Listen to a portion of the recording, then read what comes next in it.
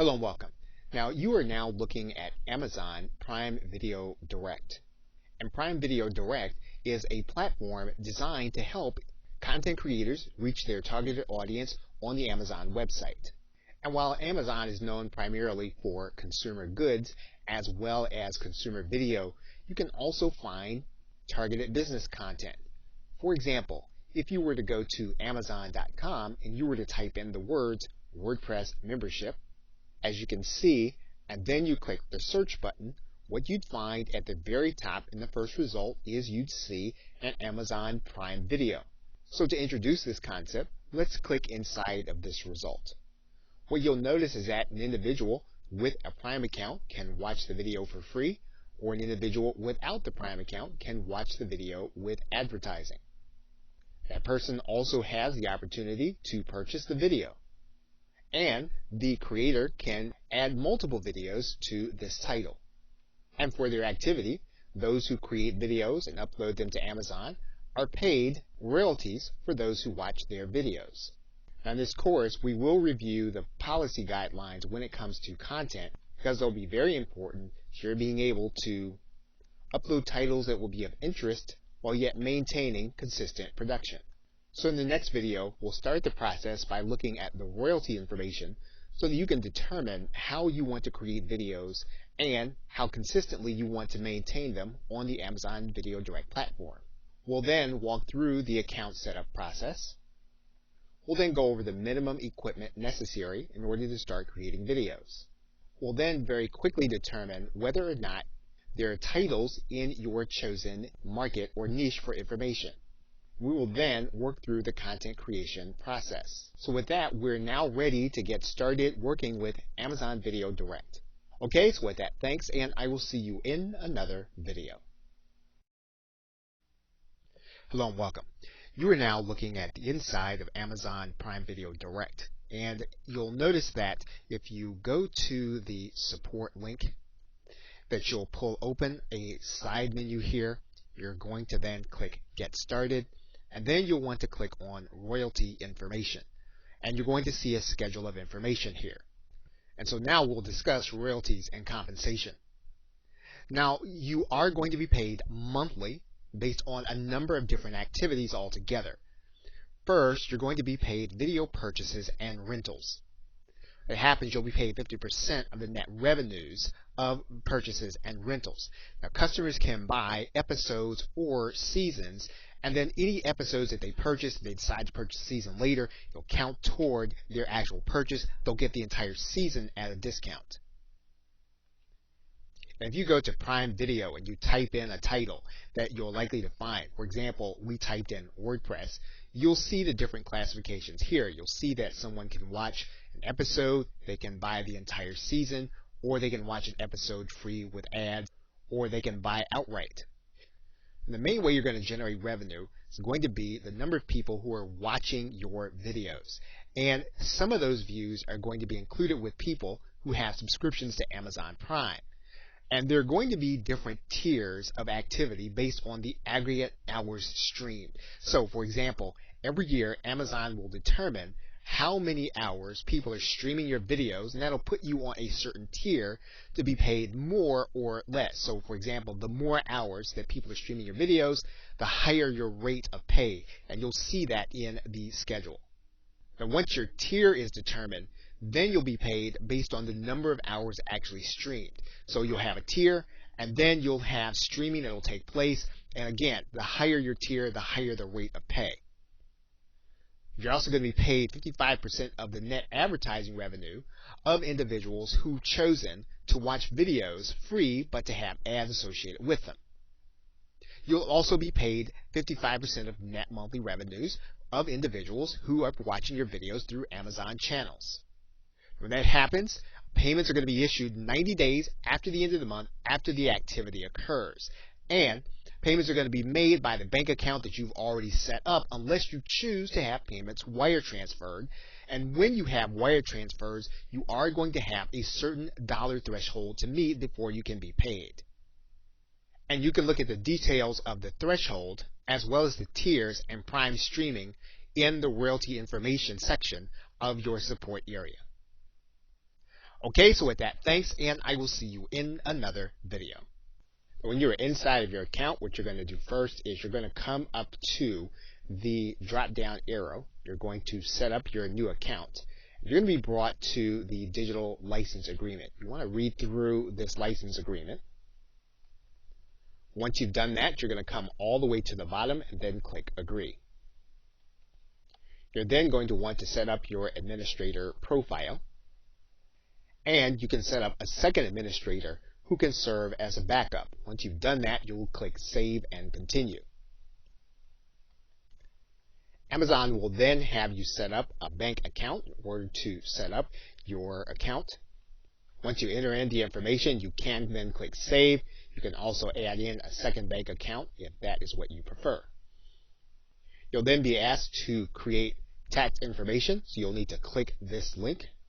Once your tax information is validated, you'll then click Exit Interview. Once you've done that, your account will then be set up and you are ready then to begin uploading videos. Okay, so with that, thanks, and I will see you in another video. Welcome back. Now, if you started the process with Prime Video Direct, you've probably already set up a brand, you've probably already set up a bank account. Now, there's quite possible that you may want to work with an individual that you want to have assist you with your account. However, you don't want them to have all information on all of your videos. And if that's the case, you can go to the top menu here, and a little bit of this is blurred out, but you're going to go to this drop down menu, and then you're going to click Create Another Account. What you're going to notice right away is that this is the same license agreement that you agreed to when you set up your account initially. And what you can do then is then agree to this once more for the new account. Now, the individual that's going to be set up with this account is going to be the administrator, or you are going to administrate the account also. And you'll notice here that you're going to have to go through this same process, setting up the business account, setting up your payments, and then submitting your tax information. And what this does is it allows you to set up different information for videos that you're going to be creating under a different address and different company profile. And this separate brand will have its own dashboard, its own videos, own landing pages, and everything separate. Okay, so with that, thanks, and I will see you in another video.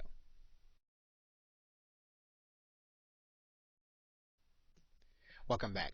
If you go inside of your account settings, you'll notice that you have yourself as an administrator, and you may have someone that you invited. You can invite other individuals in order to help you manage the account. In order to do that, you're going to click Invite Users. You're going to write in the individual's name and email address. And once you've entered that individual's name, you're going to select a role for them. Now, you can make for them a custom role, you can make for them an administrator role, or you can make it so they can look at your account only. Now, for the sake of this video, we're going to choose a custom role, and then we're going to determine what we want them to see.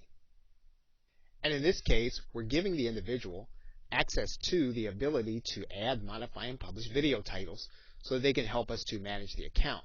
We're not going to give them access to sales reports. We're not going to give them access to the ability to add new users. We're not going to give them access to any banking information. Once we have all that, where we want to determine how the individual is going to interact with the account, we're then going to click Send Invite. Then that individual will reflect an invite pending. Now, the individual is going to get an email asking them to click a link to accept your invitation.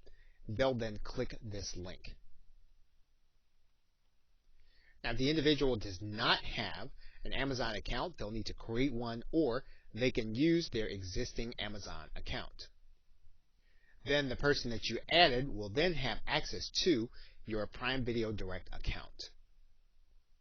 And if you refresh your page or hit F5, you should see that the individual is then part of your account. You can always go in and edit their custom settings.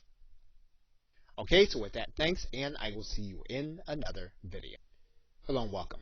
In this video, we want to discuss some of the equipment you're going to need in order to create videos.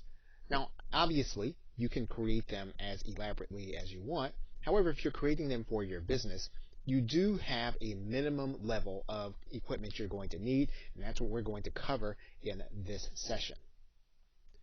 Now, assuming that you already have a computer and or a smartphone, you are going to need a way of being able to capture audio. And typically, you're going to need some kind of noise canceling headset or microphone. And you can get one like the one that's pictured, the Plantronics Audio 355. It goes into most PCs and Macs. Now, even though the Plantronics is noise canceling, you are going to need something like a pop filter or something to capture the noise and wind. And you can do that very easily with some kind of windscreen, which you can get inside of a site like Amazon. It's quite possible that your laptop will not have jacks for an audio headset. They may have a USB port, and if that's the case, you can buy an adapter for your stereo jacks so they can go into your laptop. Now, one of the things that will make recording your videos much easier is to have a second and or third monitor. And you can get travel versions of the monitor in 1080 or high definition by looking for a travel monitor with 1080p. Now, you'll need to be careful when you're looking at these monitors because most of them don't come in high definition, and you'll need that in order to record your video properly. So make sure that you're looking for one with high definition and that it actually travels with you wherever you go. If you're recording yourself or you're recording some kind of activity, you'll be able to use an external webcam that does not depend on the resources of your personal computer. And you can get one in the Logitech C930E. Of course, you can get something that's a lot more elaborate than this, but this is a very easy and affordable choice in terms of a webcam. Now, the webcam that we just mentioned, it actually adjusts to the lighting. However, in most cases, you are going to need to be able to throw some kind of light on your subject, even if it is you. And you can do that very easily and affordably by getting a number of what's called a clamp lamp to place around your recording area. If you need to soften the light that comes from the clamp lamp, you can do that with a pair of white hosiery. In order to neutralize your background, you can do this very easily and affordably with what's called a shoji screen. And once again, this is according to preference, but this is a very neutral background that anyone can use in order to take away the unprofessional look from their background. And if pricing is an issue to find these items, you can use a meta search for both eBay and Craigslist. Depending on where you live in the world, you can type in your search phrase to searchtempest.com or all of Craigslist. Now, you are going to need some kind of recording and capturing software to run on your Mac or PC. You can find one of the most commonly used applications in TechSmith Camtasia. And because TechSmith Camtasia runs over $200, you'll be able to pick up a screen capture and editing program for much less than that if you choose to use Screencast-O-Matic, which again does all of the functions in terms of capturing video, capturing your screen, and giving you the opportunity to edit your content. If you're going to give your presentation while you're creating your videos, you're likely to use a free application on Google, such as Google Docs or Google Slides, or of course you can use Microsoft Office and PowerPoint. Now, if you're already a user of a webinar application, you can use this feature to record your videos even though you do not have features to edit the videos in sites like GoToWebinar. There's similar paid applications such as Zoom and free applications that you can record your screen such as Google Hangouts. Now, in combining all of these elements, you'll be able to put together a reasonably priced system that will help you to get started until you reach the point where you want to invest more in your video creation system. Okay, so with that, thanks, and I will see you in another video. Welcome back. Now, in this video, we're going to go through a simple process of determining some niche topics that you can think about for creating your videos. Now, if you go to google.com and you were to go to the search bar and you were to type in your area of expertise and then wait for Google Suggest to give you options, you'll see some of the most recent searches. For example, in this particular case, if we were to go to Google and we typed in WordPress membership, we would see at least 10 different options for us to start looking and do more searching if we were going to stay on Google. And of course, we would do the very same thing in YouTube. Now, in some cases, these searches will yield the same results. In other cases, there will be some overlap. In other cases, they will be totally different. What you want to do when you have determined some of the search terms that you want to start looking for, you want to go inside of Amazon Prime Video Direct. But we're going to do this a little differently. We're going to put in our search term. When we put in that search, what you're going to notice is you're going to notice some Kindle book activity. You'll see some physical copies of information. And then at the very bottom, you'll also see that there is a listing here for Amazon Video Direct. You'll see some other activity for Amazon Video Direct. And so what you will begin to see is whether or not there is going to be room for you to place your video content on a specific search. And of course, we can find other Google starter search terms by using sites like Google Trends. So basically what we're doing is we're leveraging Google to find out what has been recently searched, and then we're working inside of the Amazon site to determine whether or not we can place content in those particular searches. And very often you'll see that depending on what your subject area is, your content may be all that will be in a specific classification. Now in some cases, if you do a search in association with Amazon Kindle, you will find some video associated with your subject. Although currently this is not typically the case, there are going to be times where you'll see video as a recommended item. For example, Amazon will show an individual featured recommendations based on their browsing history.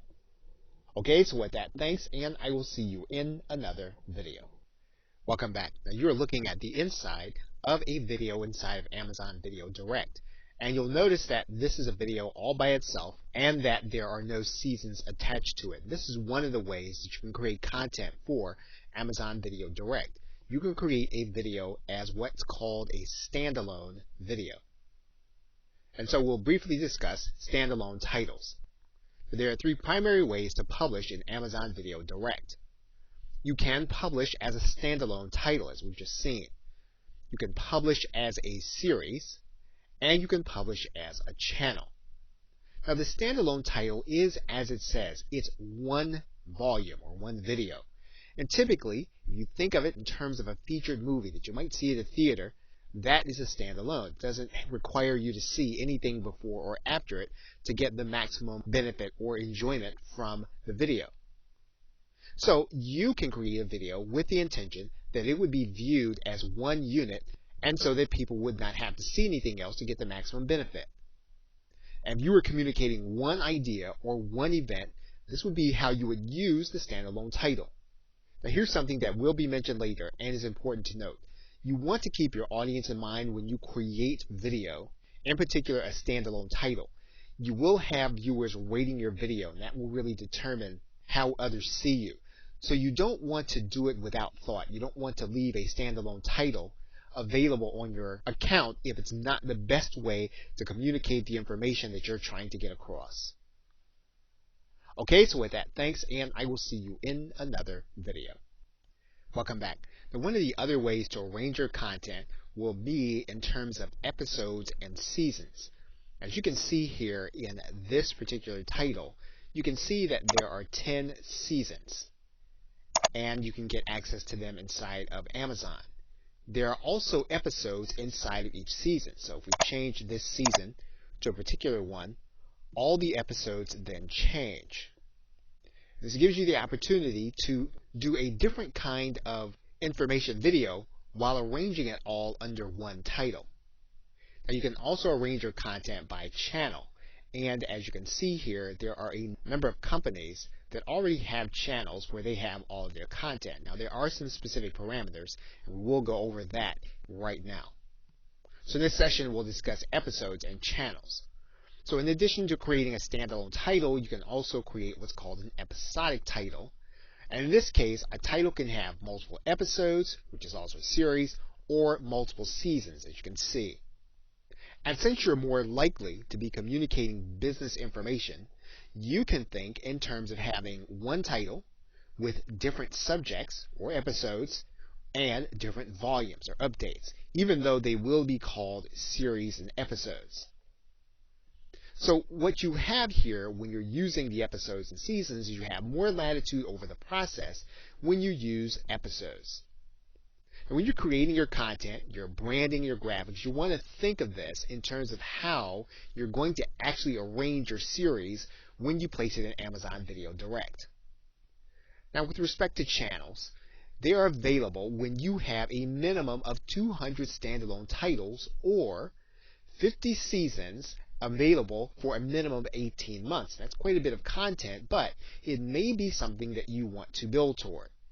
Now, once these titles are included as a channel, though, they can no longer be included as Prime Video. So one thing you can think about as you begin creating content is creating titles with eventually having a channel for your content. But currently, as the program is fairly new, there aren't that many information and business-based channels available on Amazon Video Direct. So there's plenty of room for you to create your content. Okay, so with that, thanks, and I will see you in another video. Hello and welcome. Now, in this video, we are going to walk through a few tips that you can use when you are recording instructional style videos. And instructional style videos, you will be either narrating or you'll be discussing points as you scroll through your PowerPoint presentation or your presentation software. Now, there are a couple of settings that you are going to want to be aware of. The first is you're going to want to be aware of the Design tab. And if you're not using PowerPoint, you'll want to find the equivalent in the software you're using. In PowerPoint, you will notice that there is a diagonal button here that says Slide Size. You will want to make sure that you are using the widescreen size, mainly because this is how most videos are going to fit well on the screen. Now, the other thing that you're noticing that is invisible to the recording of this video is that the monitor being used to record this video is 1920 by 1080, which matches the widescreen size. Now, if you have a monitor that is of a different size and you're not recording on that monitor, you are going to want to use one that's going to be either a custom size that'll be proportional to the monitor you're using, or one that's very close in size, whether it is 4 by 3 or 16 by 9. Now, another thing that you're going to want to be aware of is the transitions screen. The transitions are going to be seen as you move from slide to slide, not within the slide, but between the slides. Now, you will typically want to have no transitions, mainly because this can be distracting for the individual, and you want them to be focused on the information while you narrate. The next tab over is Animations. Now, when you have animations, what you're going to want to do is you are going to want to scroll through your points one at a time. So what we're going to do is we're going to place our cursor inside of this slide. And what you'll notice is that when we set our animations, we need to place our cursor next to one of the lines, and then we'll need to decide what our animation is. For example, we can use any of these animations. In general, you want to try to keep your animation as unobtrusive as possible. So you don't want to have something that's going to be a distraction. Now, in this case, what we're going to do is we're going to use the float in animation. And you'll notice that these points float in one at a time. Now, it's quite possible that you may not want your points to float in all together in one section. So, for example, you'll notice that with line 1, you'll notice that there is a number 1. So this means that this will come one at a time. You'll notice that the number 2, though, coincides with both this point and 3 subpoints with it. And so how does that appear on screen? In order to illustrate that, we can just go to the slideshow, go to from the current slide, and we can see that all of these points go with the subpoints. And that may not be the way you want to do it. You may want to have it so that each subpoint comes one after the other. So if that's the case, we're going to hit the escape button. And what we're going to do is to go back to the animations. And we're going to place our cursor at the first subpoint. And when we do that, what you're going to notice is that we're going to go over to this Start tab, and we're going to use the tab that says On Click.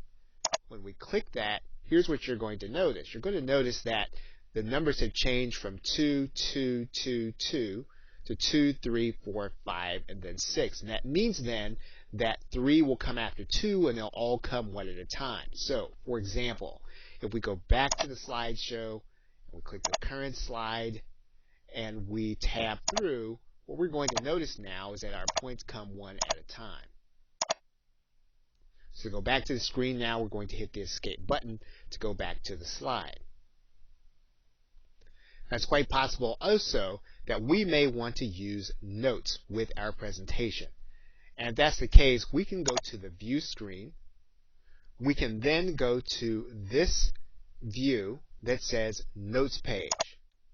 What you're going to notice is that there are two parts of our presentation now, and we can write in our notes for this slide. So if we want to narrate the slide, or we want to be aware of something while we are talking through the points, we can write notes in this area. This can be especially handy if we are using this as a handout, or if we are using this in a presentation.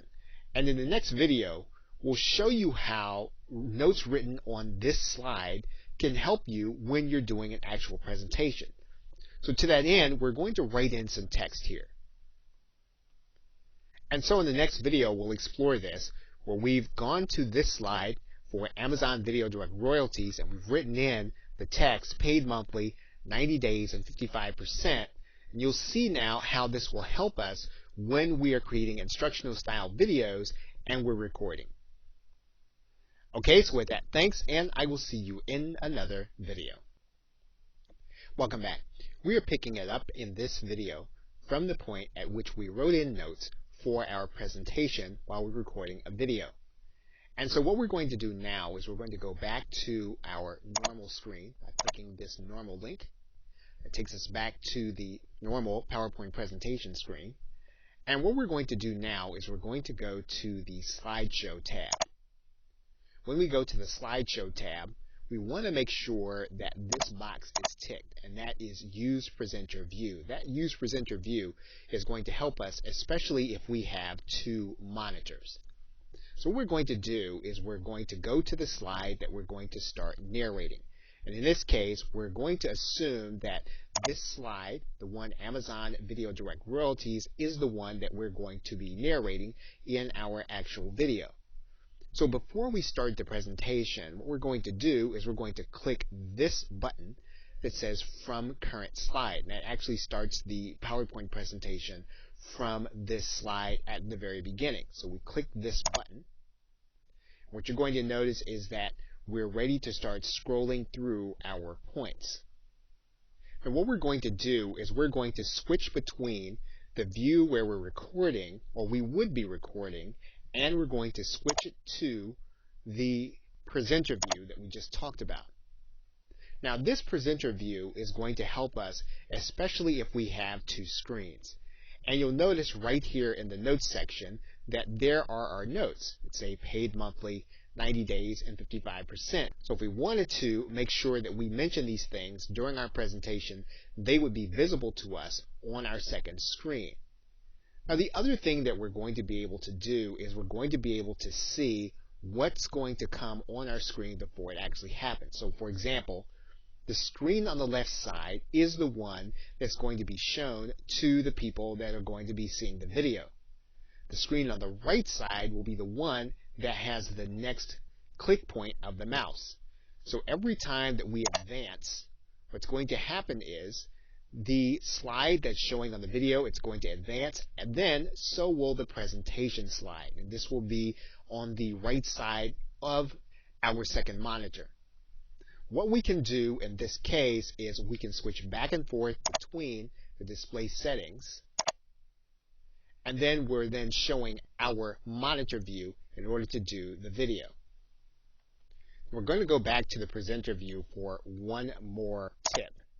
When we come back to the presenter view, you're going to notice that there is a button that has 3 dots in it, and this will give us our other slideshow options. So for example, you'll see here that we can make our screen all black, or we can make it all white. Or if we just want to end the show very easily, we can click this link. We can also click the very same link at the top. If we had a pen and we wanted to write on the screen for the audience, we could do that by clicking the pen tool.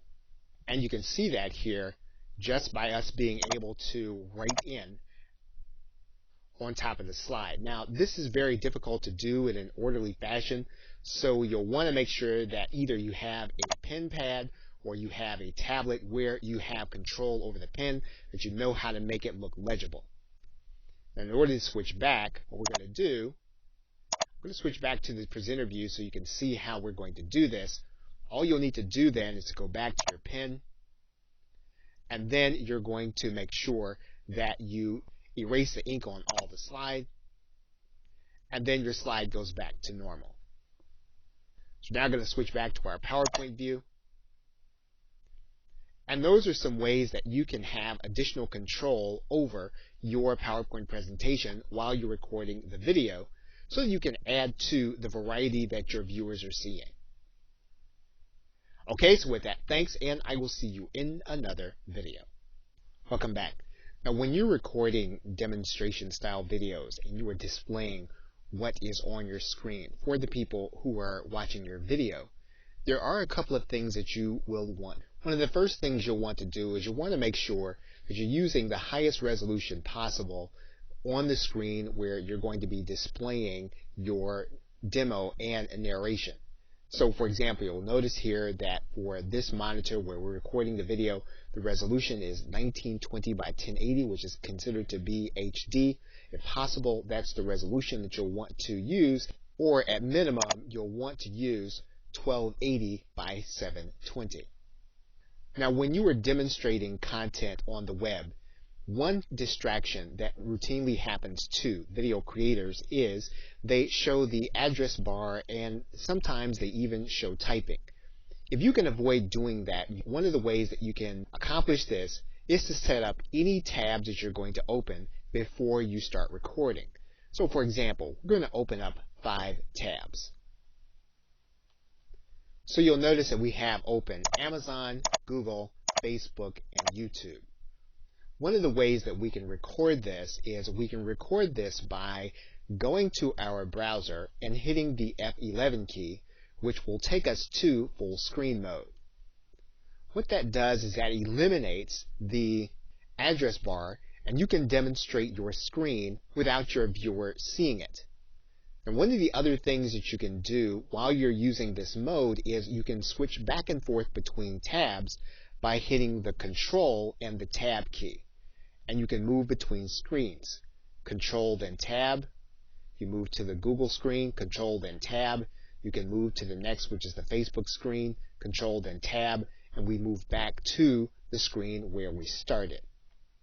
We can also tab through pages while we're in full screen mode. So, for example, if we click a link and we go to some other pages, what we'll need to do now if we want to go backwards is we'll hit the Alt key, and then we'll hit the left arrow, and that'll take us back one screen. We'll hit the Alt key and the left arrow, that'll take us back another screen. We'll click the Alt key and the left arrow, and that'll take us back to the very beginning. If we click the Alt key and then the right arrow key, that'll take us forward. We'll do it again, and that'll take us forward one more screen. If we want the address bar to appear again, we can click F11, and then our screen reflects the fact that the address bar is now visible. Now, in the next video, we'll go through a few more tips that you'll need to record your demonstration style video. Okay, so with that, thanks, and I'll see you in another video. Welcome back. Now, in this video, we're going to take a look at the recording toolbar. And to do that, we're going to open up our recording bar. And you'll notice that this is an active bar. So in other words, this is reflecting what is being recorded right now for this video. Now, where you're going to want to look going to be in this Tools menu, and you're going to want to do this before you start the video. We're going to click Tools, and you'll notice that the Options key is grayed out. Now you're now looking at a screenshot of the Options tab. And what you're going to notice is that there is a section here for inputs, and there's a section here for hotkeys. You want to make sure that you know what's in the hotkey section.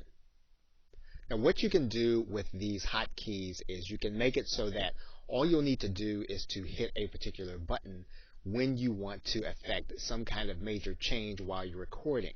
And in particular, while you're doing the recording, you may often need to pause. Maybe you need to collect your thoughts. Maybe you need to change direction in the presentation. And you want to be able to do this in an easy to remember way. So you can set up your pause key and the recording will stop while you collect your thoughts. And when you hit F9 again, the recording will start again. So you don't have to start all over again when you think you might have made a mistake. You can stop the recording by setting up your stop hotkey. Now these two keys in particular are important while you're doing demonstration style videos because by using them you can record your videos in one take and edit them in one take instead of starting them and then never quite finishing the video. Now lastly, you'll notice that the mouse is moving on this page. When you edit your video, you can edit so that this cursor will be highlighted. It can be highlighted in a magnifying glass or it can be highlighted in yellow as it moves around the screen. And so while you are demonstrating, you'll want to be aware of what this cursor is doing in case you re-edit the video by showing the cursor either being highlighted or magnified. Okay, so with that, thanks, and I will see you in another. Welcome back. We are now looking at a video that's being edited inside of Camtasia 8. And regardless of your video editing software, you're going to have some decisions to make about editing. Now, one thing that we're going to do in the editing process is we're going to make sure that we edit in the highest resolution possible. And we're going to show you how to do this in Camtasia 8.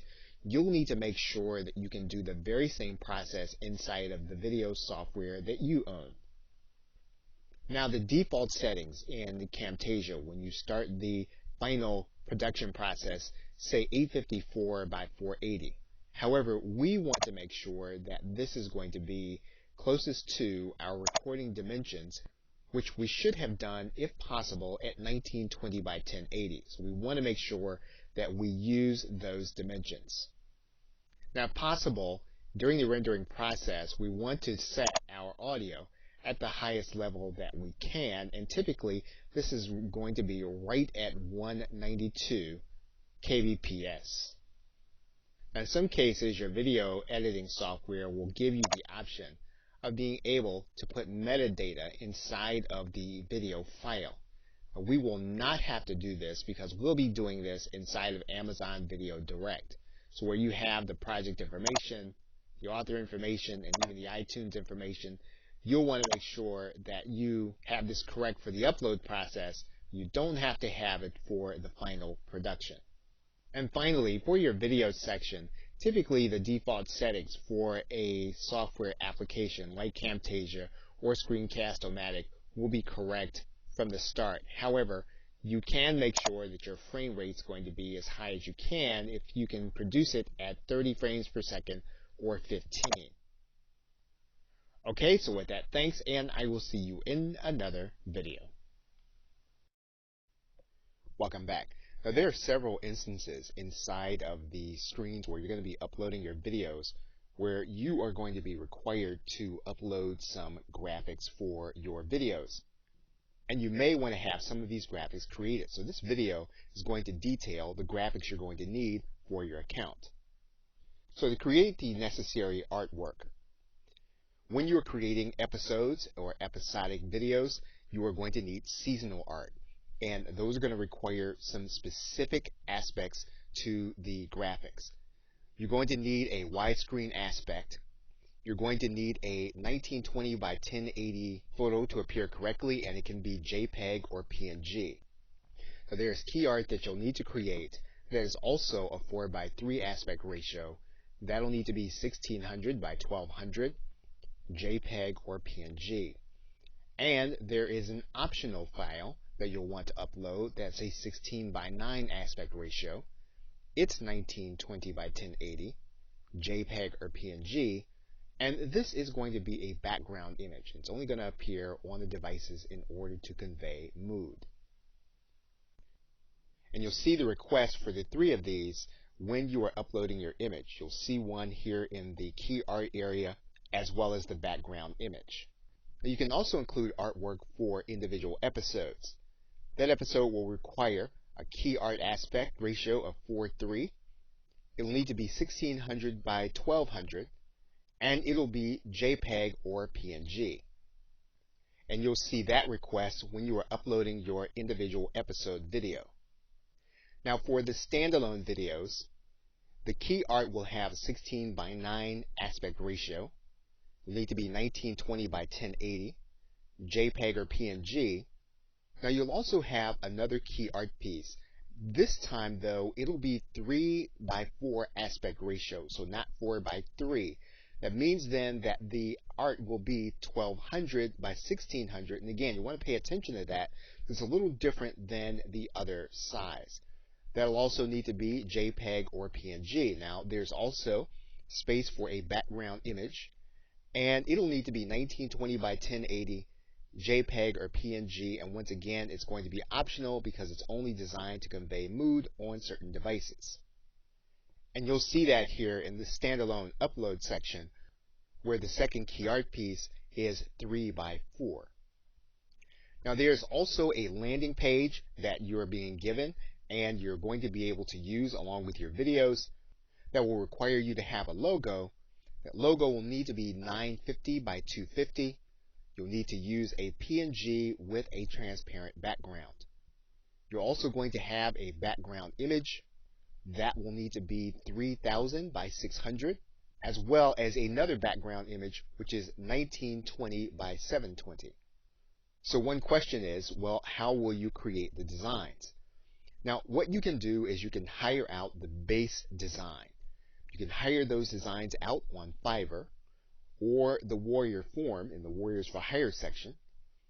Now, when you do hire out these graphics, you want to make sure that you ask for the PSD file. In some cases, the designer may ask you for additional funds to do that, and it's actually going to be worth it for you to get those PSD files, because you will then be able to adapt them and brand them for future designs when you do more videos. And you'll be able to keep a consistent design across all of your videos. Now, to do this, you are going to need some graphic editing skill, not a lot, but a minimal amount, and you'll need some kind of graphics editing application, something like Photoshop or an equivalent one. Now, another way for you to create the designs is to manipulate existing designs. You can use private label rights content where you have PSD files or graphics already, and you can change those designs to reflect your videos. If you have some kind of graphic design software application, this will be fairly easy. What you'll need to do is you'll need to use the flat PSD graphic, and by using that graphic, you'll be able to manipulate the design for the different sizes. Of course, you can also use a design program like Canva where you can do the design yourself from scratch. And of course, you can always use a hybrid version of all of these methods. You're now looking at a flat graphic design from a private label rights product inside of Photoshop. And what we can do is we can go and open a new file. It's going to be one of the dimensions that we need. So for example, we would go to this file area. We're going to click New. We're then going to open up this new size, and we want this new size to be 1920 by 1080. We're going to click Create. And then what we're going to do is we're going to go back to our flat design. We're first going to select all. We're going to then copy merged. Then we're going to go back to our new design, and then we're going to place that design and paste it in.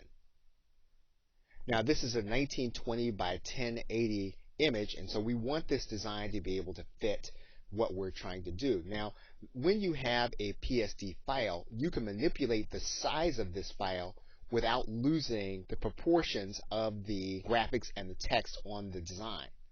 So for example, what we can do is we can zoom out of this design, and then we can grab the handles and we can manipulate the design in order to fit our canvas. We can make sure that we keep the aspect ratio in Photoshop.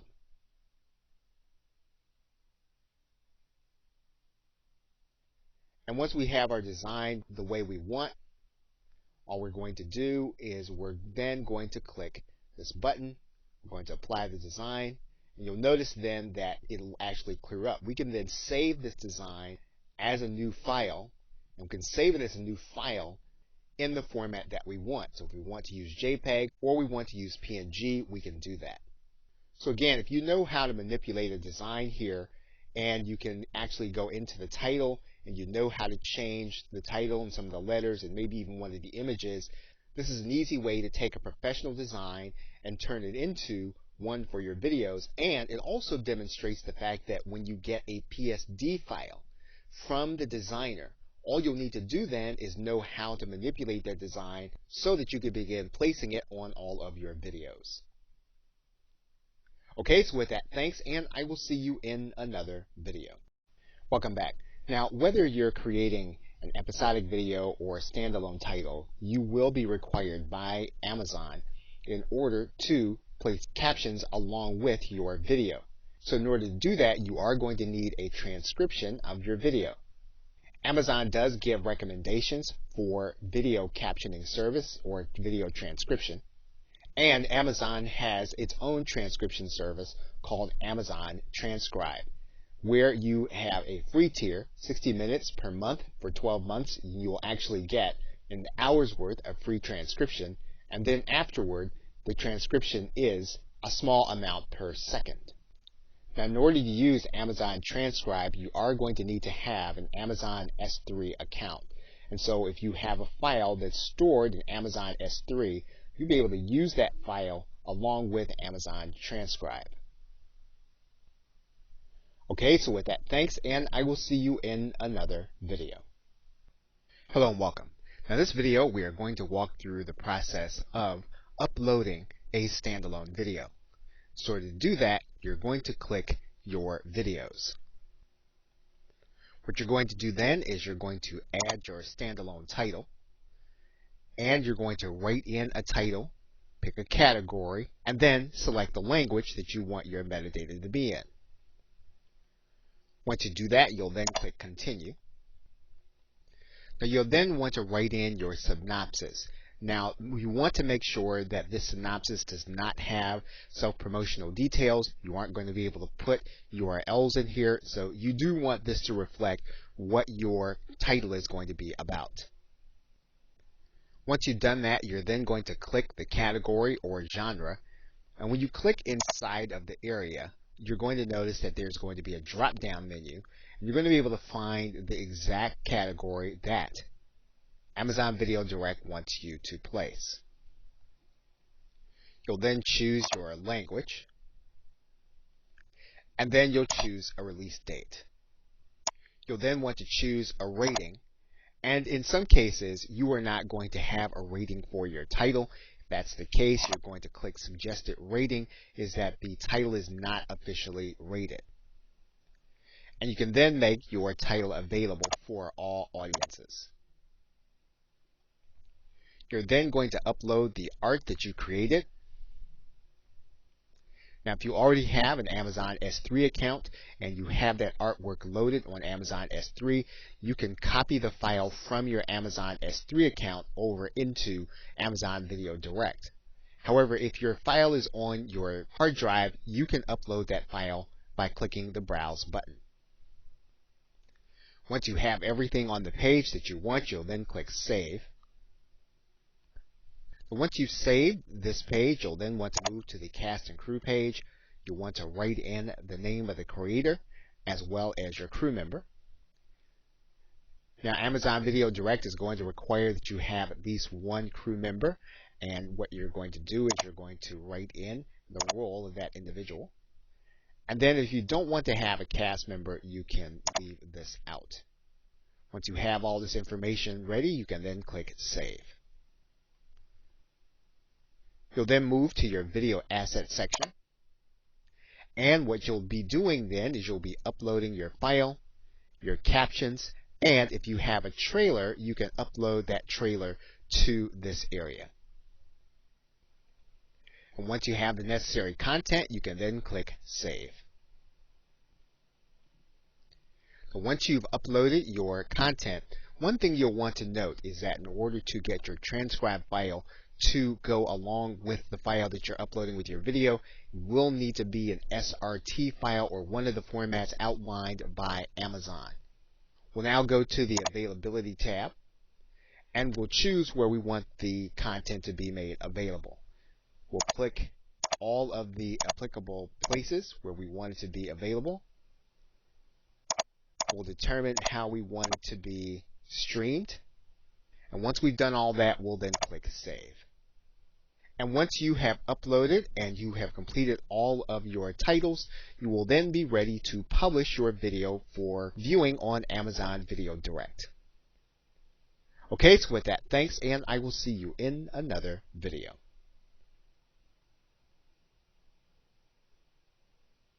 Welcome back. Now in this video, we are going to produce an episodic video title. So to get started, we're going to click Your Videos. We're then going to click Episodic. We're then going to click Add Series. And we're going to give our series a title and synopsis. We will then pick a category. And then we'll pick our metadata language and click Continue. So what we're going to do now is we're going to create our listing for the actual season. And we'll need to write in another synopsis for the season. We'll then click our genres. We'll then choose our language. And where it's applicable, we'll write in the original release year. Now again, you don't have to add a rating, but if you want to do it that way, you want to click Suggested Rating, Title Not Officially Rated, and then make it available for all ages. You'll then upload your graphics according to the right dimensions. And once you have your seasonal information in, you'll then click Save. We'll then move on to the creator. Remember, you are going to need to make sure that you have at least one crew member mentioned. Now, if you really don't have a cast member, you don't have to place one there. You can then click Save. You'll then be able to move on to individual episodes, and you'll start by adding a new episode. And of course, each individual episode will have its own title, release date, synopsis, the video file, the captions file, and an optional art file. Now once you upload episodes, what you'll need to do is you'll need to select the language, the frame rate, and the language for the captions. Again, you'll want to make sure your transcription is going to be an SRT file, and then you'll click Save. Amazon Video Direct will start the upload process for your video. You then want to go to your Availability tab. You want to make it available in the locations where you want it to be seen. And again, you can determine either base pricing or value pricing. Again, that's based on your preference. And once you've done that, you'll then click Save. And once you've completed all 4 sections, you are then ready to publish your video so that others can begin to watch on Amazon Video Direct. Okay, so with that, thanks, and I will see you in another video. Welcome back. Now, Amazon will give you the ability to customize your landing page for your videos. And so you can do that by clicking Landing Page. So what you'll want to do is you'll want to write in the name that you want to display to your customers. And you'll want to write in your custom URL. So you'll notice that the custom URL will start with amazon.com/v. What you'll do is you'll write in what you want to appear after the URL. Once you've uploaded all your logos according to the dimensions that Amazon gives you, you're going to take note of how it's going to appear on the actual branding. Now, we've uploaded some dummy images, but you'll notice that the logo appears right in the middle of this preview, and then it appears right in the middle of this web preview, and then your background images appear in these areas. And so you want to take note of this and adjust your logos accordingly. Now, one of the things that you'll note is that the partner name went away when there was no preview.